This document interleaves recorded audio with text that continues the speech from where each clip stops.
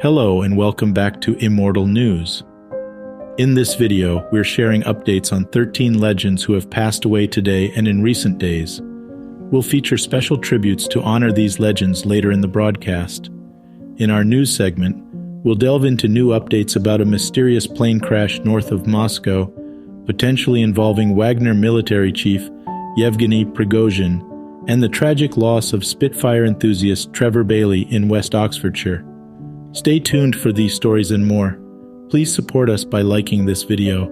Your engagement truly helps us continue our work. Thank you.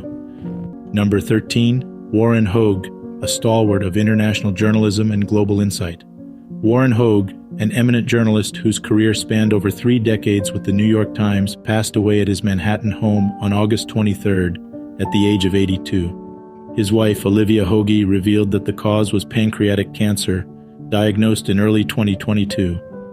Born in Manhattan on April 13, 1941, to a socially prominent family, Hogue was destined for a life less ordinary.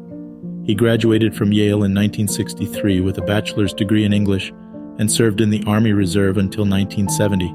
His journalistic journey began with the Washington Star and the New York Post before he moved to the New York Times in 1970. Hogue was a versatile reporter, covering significant events from political unrest in Latin America to the death of Princess Diana. From 1979 to 1983, he provided in-depth coverage of the civil wars in Nicaragua, Guatemala, and El Salvador. Rising through the ranks, Hogue served as the Times' foreign news editor from 1983, and in 1987, he became assistant managing editor, overseeing various news sections until 1996. His international scope was vast.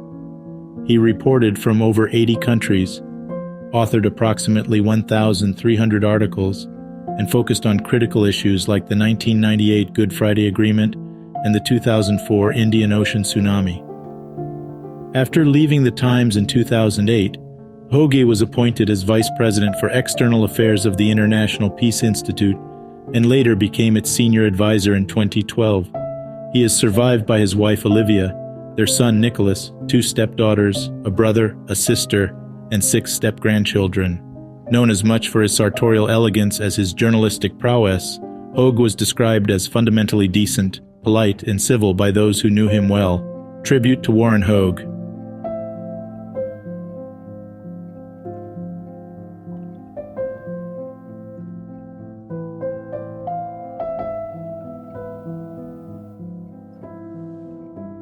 Number 12. Terry Funk, a trailblazer of hardcore professional wrestling. Terry Funk, an iconic figure in professional wrestling, died at the age of 79, as confirmed by World Wrestling Entertainment on August 23rd. While the cause of his death remains undisclosed, the wrestling community is mourning the loss of a man whose career spanned over 4 decades. Born in Hammond, Indiana, on June 30th, 1944, Funk was destined for wrestling. His father, Dory Funk, was a notable wrestler and promoter, paving the way for Terry's foray into the sport. Starting his wrestling journey in 1965, Funk quickly rose to prominence with his no-holds-barred, hardcore fighting style, endearing him to fans in WWE as well as the Japanese wrestling circuit with All Japan. Funk gained fame for his in-ring improvisations, deploying a wide array of makeshift weapons, from chairs and ladders to barbed wire and bats. Unlike many of his contemporaries who sported chiseled physiques, Funk was known for his robust frame and inventive brutality in the ring. Fellow wrestling legends like Ric Flair and Mick Foley have openly praised Funk's dedication and skill. Flair went as far as to say that he had never met a guy who worked harder than Funk. In addition to wrestling, Funk also ventured into Hollywood, most notably playing a bouncer in the 1989 Patrick Swayze film Roadhouse. He was inducted into the WWE Hall of Fame in 2009 and had a lasting impact on the genre, carving a niche with his unique hardcore style. Funk authored an autobiography, Terry Funk, More Than Just Hardcore, where he reminisced about his wrestling lineage and the thrill of living a life full of adventurous stories. His final WWE match occurred in 2006, yet his influence will continue to inspire aspiring wrestlers for generations to come. Tribute to Terry Funk.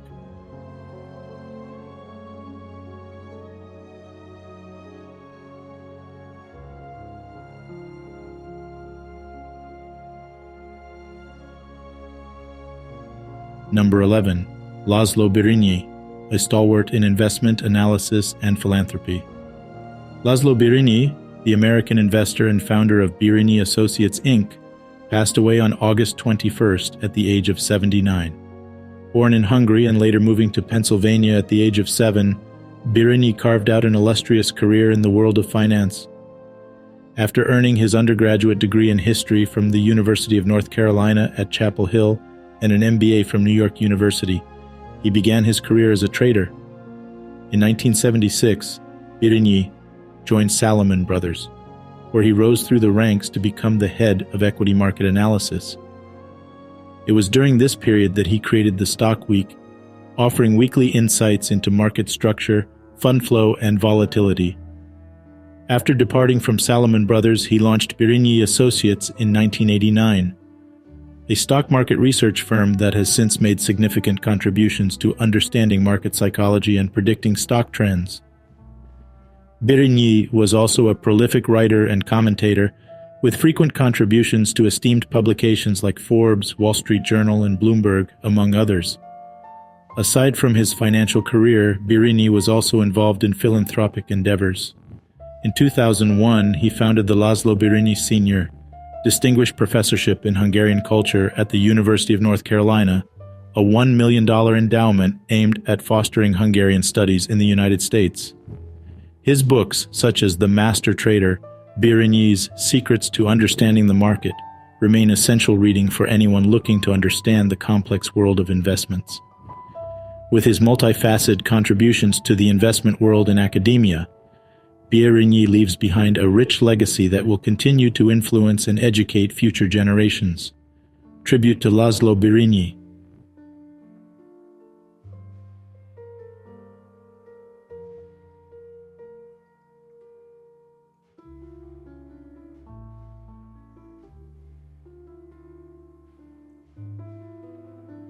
Number 10. Mickey Rupp, a legacy of speed and innovation on land and sea. Mickey Rupp, the Indy 500 veteran and entrepreneurial innovator, passed away on August 20th at the age of 87, best known for his remarkable performance in the 1965 Indianapolis 500. Rupp qualified 15th and finished an impressive 6th.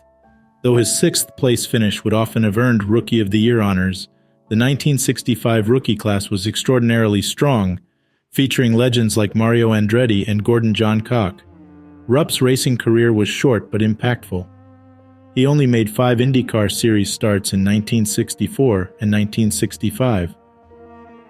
However, he managed to finish in the top 10 in 3 of those races, including a 5th-place finish at Milwaukee just a week after his Indy 500 success. Beyond his contributions to motorsport, Rupp was an ingenious entrepreneur. He initially started building kart kits in his basement in the late 1950s, before moving on to manufacturing designs that included innovations in frames and braking systems. His company, initially Rupp Manufacturing and later Rupp Industries, made a range of popular mini bikes, snowmobiles, and off-road vehicles. His dart carts even received endorsements from legendary Indianapolis 500 chassis designer A.J. Watson, who was also his brother-in-law. Rupp sold Rupp Industries in the late 1970s and transitioned his design expertise to sport fishing. His company, Rupp Marine Inc., was formed in 1980 and continues to produce globally popular sport fishing hardware from its base in Stuart, Florida. Tribute to Mickey Rupp.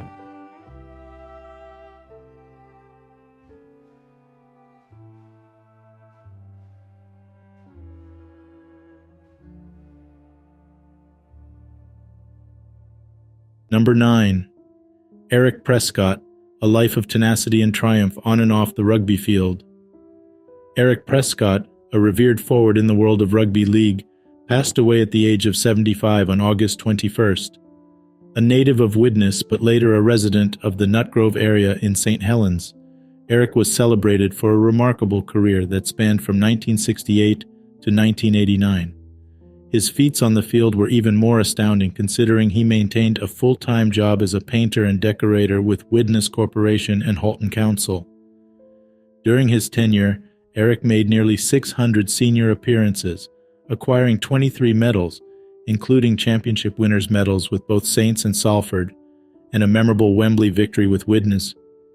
Renowned for his versatility, he played various positions from centre to wing, most prominently as a strong running second row or loose forward.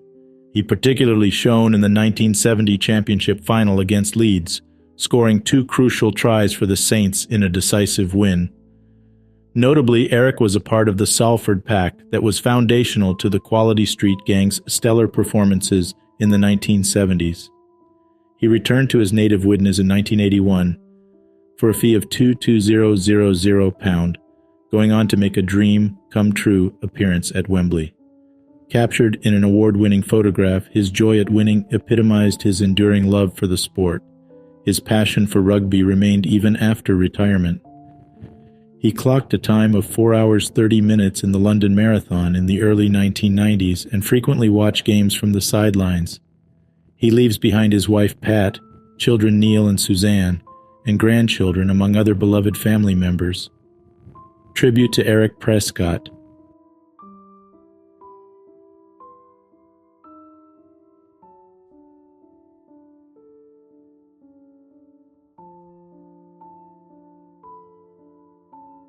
Number 8. Abe Jacobs, a wrestling legacy rooted in New Zealand soil and etched in international rings. Abe Jacobs, a wrestling legend known for his signature Kiwi roll, passed away on August 21st at the age of 95. Jacobs grew up riding horses and herding sheep before embarking on a wrestling career that spanned more than a quarter century. His talents earned him a spot in the George Tragos Lou Thesz Professional Wrestling Hall of Fame in 2008. Jacobs wrestled in the Mid-Atlantic region and was a staple of Jim Crockett Sr.'s Carolina-based promotion. Well regarded by his contemporaries, Jacobs was a technical wizard and an unforgettable character both inside and outside the ring.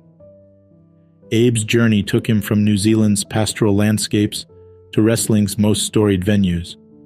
Over the years, he faced and partnered with wrestling greats like Danny Hodge and Johnny Valentine.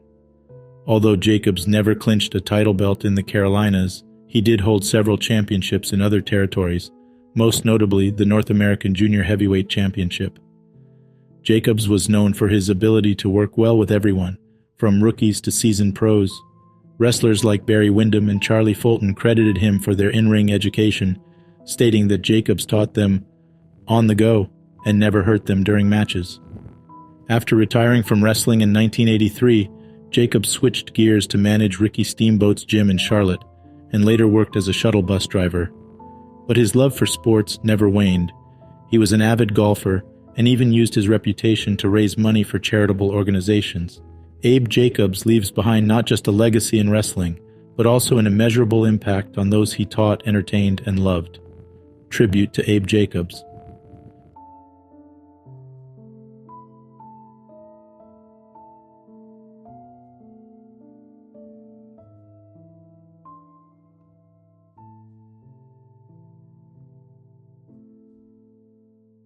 Number 7, James Parker, a towering legacy in track and field and beyond. James Parker, a Hall of Famer All-American and one of the most accomplished athletes in Utah State history, passed away on August 22nd at the age of 47.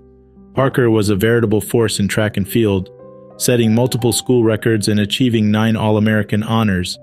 His prowess spanned across discus, hammer throw, and indoor weight throw. He also captured 7 Big West Conference titles and was the league's Male Athlete of the Year in 1995. Upon graduating from Utah State in 2001, Parker went professional and won 3 consecutive USA Hammer titles from 2003 to 2005. He secured a spot in the 2004 Athens Olympics, but unfortunately fell ill just before the event. Beyond his athletic career, Parker also served as an Air Force Services officer for 6 years and later earned a doctorate in chiropractic practice. He ran a successful chiropractic business in Kaysville, Utah, and served as a consultant for USA Track and Field. Parker leaves behind a multifaceted legacy that spans athleticism, academics, and entrepreneurship. Not only was he a giant in the world of sports, but he was also a dedicated father of 6. Tribute to James Parker.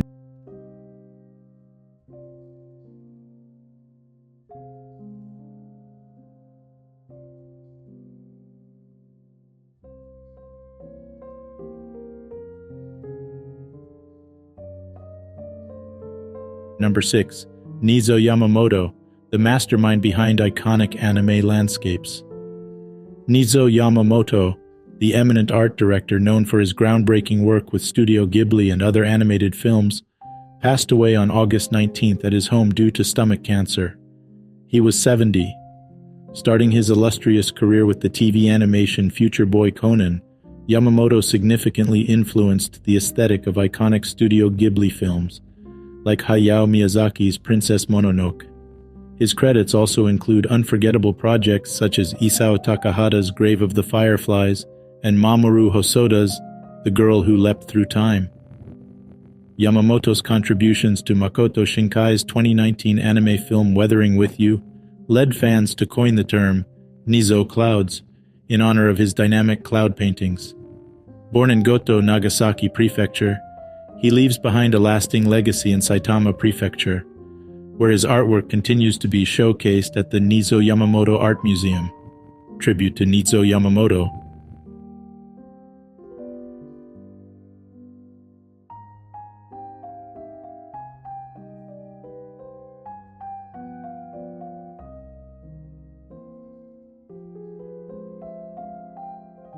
Number 5. Renee Weller, the flamboyant fighter with a golden legacy. Renee Weller, the former European, German, and WAA World Lightweight Champion, passed away at the age of 69 after a prolonged illness on August 22nd. Known as the Golden Boy of amateur boxing in West Germany during the 1970s, Weller's disco boy looks and flamboyant persona concealed a formidable fighter, one of the few who could challenge boxers from countries behind the Iron Curtain. Weller turned professional under the management of businessman Wilfried Sauerland around 1980. Although the path to greatness had its hurdles, Weller eventually won the European title in 1984. He defended the title twice before experiencing his only career loss to Gert Bo Jacobson in 1986. He reclaimed the EBU title in 1988 and retired with an exceptional record of January 2nd, 51.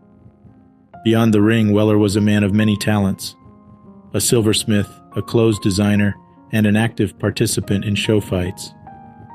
Although he faced legal troubles in 1999 and health issues later in life, Weller always bounced back, leaving a complex but indelible mark on the world of boxing. Tribute to Renee Weller.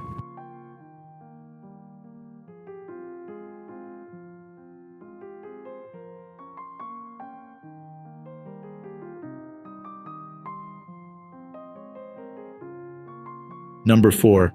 Derek Watts, the unwavering journalistic voice of Carte Blanche. Derek Watts, best known as the anchor and presenter for Mnet's current affairs show Carte Blanche for 3 decades, passed away at the age of 74 on August 22nd. A stalwart of journalistic integrity, Watts was highly regarded for his meticulous investigations into corruption. Born in Hillbrow, Johannesburg, Watts grew up in Bulawayo, Zimbabwe before returning to South Africa. Over the years, he became a household name, thanks largely to his tenure on Carte Blanche. The show announced in June that Watts would be stepping away from the camera to focus on his health. Last year, he was diagnosed with skin cancer that had metastasized to his lungs and had also contracted severe sepsis. Watts leaves behind a legacy of fearless journalism, commitment to truth, and a deep-rooted connection with his audience. His role in the South African media landscape is irreplaceable, and his work will continue to serve as an inspiration to journalists for years to come. Tribute to Derek Watts.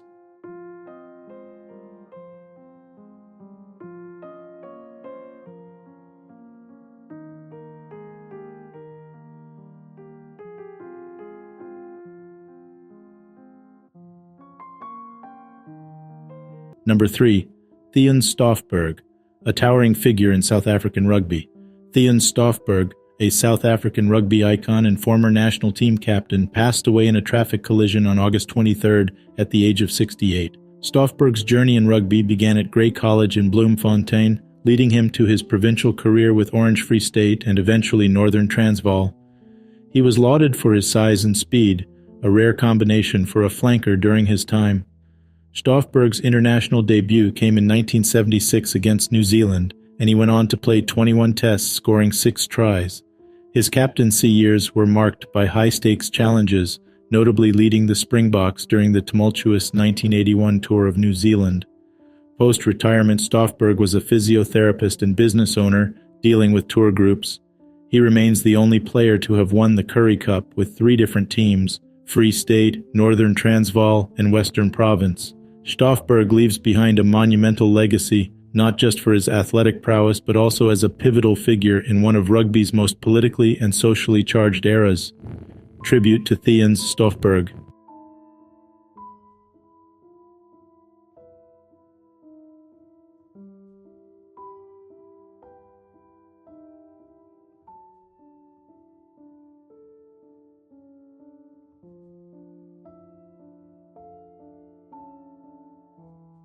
Breaking news. News 1. In an eerie turn of events, the plane that went down north of Moscow, claiming 10 lives, allegedly carried Yevgeny Prigozhin, the infamous Wagner private military company chief. Just months ago, Prigozhin's unexpected mutiny against Russia's military had Kremlin's corridors buzzing. While President Putin was quick to denounce the move as a treasonous stab, the rebellion's leader found himself evading charges, bouncing between Russia and Belarus. The recent crash, 300 kilometers from Moscow, casts fresh shadows, especially as Vladimir Rogov, a Russian official in flight data, suggests Prigozhin's presence. Adding to the mystery, U.S. President Joe Biden remarked, "I'm not surprised," while Keir Giles from Chatham House warned against assuming Prigozhin's demise, hinting at his notorious reputation for misleading appearances. As investigators sift through the charred remnants, one question looms large. Is this the final curtain for Russia's shadowy military maestro, or just another act in his intricate play? News 2. He lost his life following his passion. A line filled with sorrow and love sums up the tragic end for Trevor Bailey, a 68-year-old Spitfire enthusiast from Cheltenham. Bailey, who was piloting a replica Spitfire, met a fatal end when his plane plummeted into a field near the A44 in West Oxfordshire. A solemn social media post by his wife Kate Dove serves as both a tribute to the man she describes as the best husband, father, grandfather, and a call to the many friends the world over mourning this sudden loss. As investigators from the Air Accidents Investigation Branch and Thames Valley Police comb the crash site for clues, the family is left to ponder a life cut short but lived fully in the pursuit of a dream. Now it's time to remember the legends who passed away in the past years. Number 2, Len Dawson, the comeback quarterback who cemented AFL's legacy. Len Dawson, the Hall of Fame quarterback who led the Kansas City Chiefs to their first Super Bowl championship, passed away on August 24, 2022, at the age of 87. His family announced his death after he had recently entered hospice care at the University of Kansas Medical Center. Born on June 25, 1935, in Alliance, Ohio, Dawson began his professional career as a seldom-used backup for the NFL's Pittsburgh Steelers and Cleveland Browns. However, his fortunes changed when he joined the fledgling American Football League, spending 13 out of his 19 pro seasons in Kansas City under the tutelage of Hank Stram, who once described him as the most accurate passer in pro football. Dawson was a 6-time All-Star and was especially celebrated for his resilience and poise under pressure. He made a triumphant comeback from a knee injury to steer the Chiefs to a 23-7 victory over the Minnesota Vikings in Super Bowl IV in January 1970. The win was a pivotal moment for the AFL, coming on the heels of Joe Namath's Jets' win the previous year, and firmly established the league's credibility just before its merger with the NFL. Dawson's career was not without its challenges. Before the fateful Super Bowl game, he was under scrutiny for alleged ties to a nationwide sports betting ring. Despite the pressure, Dawson excelled in the game and was named the Super Bowl's most valuable player, even receiving a congratulatory phone call from President Richard Nixon. Off the field, Dawson was a respected broadcaster, receiving the Pete Rozelle Radio Television Award in 2012. He is survived by his second wife, Linda, and his 2 children, Lisa Ann and Len Jr. His first wife, Jackie, predeceased him in 1978. Len Dawson leaves an enduring legacy in the world of American football, not just as a remarkable player, but also as a symbol of perseverance and leadership. Tribute to Len Dawson.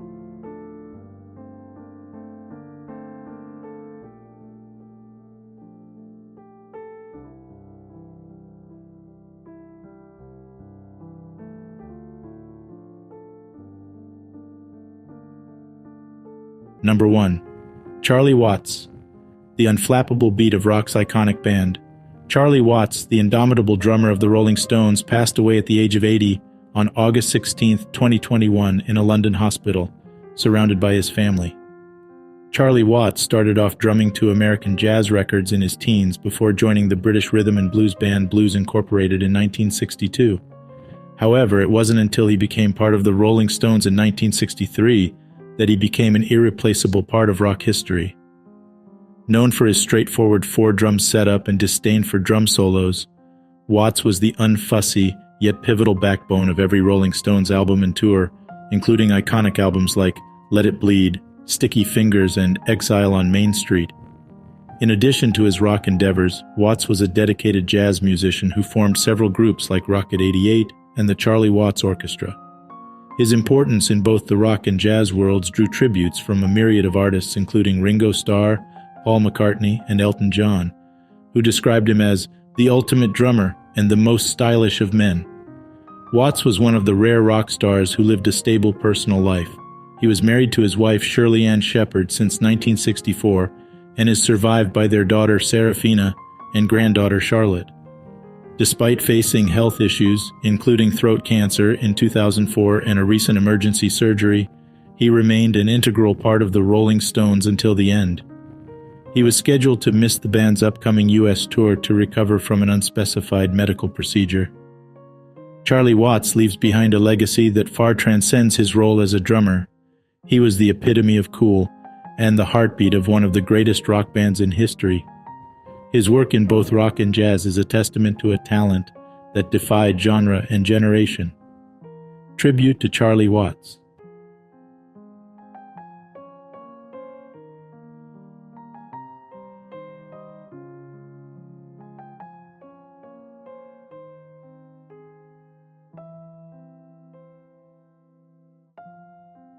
That concludes our coverage for today, but the stories of those we've lost continue to resonate with us all. We invite you to also watch our special feature on the 13 biggest stars who died recently, where we pay homage to the lives, talents, and legacies that have left an indelible mark on our world. You can find the link to that video in the description below, or click on the card appearing on your screen now. If you found today's video informative and touching, please don't forget to hit the like button and subscribe to Immortal News for more compelling stories and tributes. Thank you for joining us, and we'll see you in the next video. Stay safe and take care.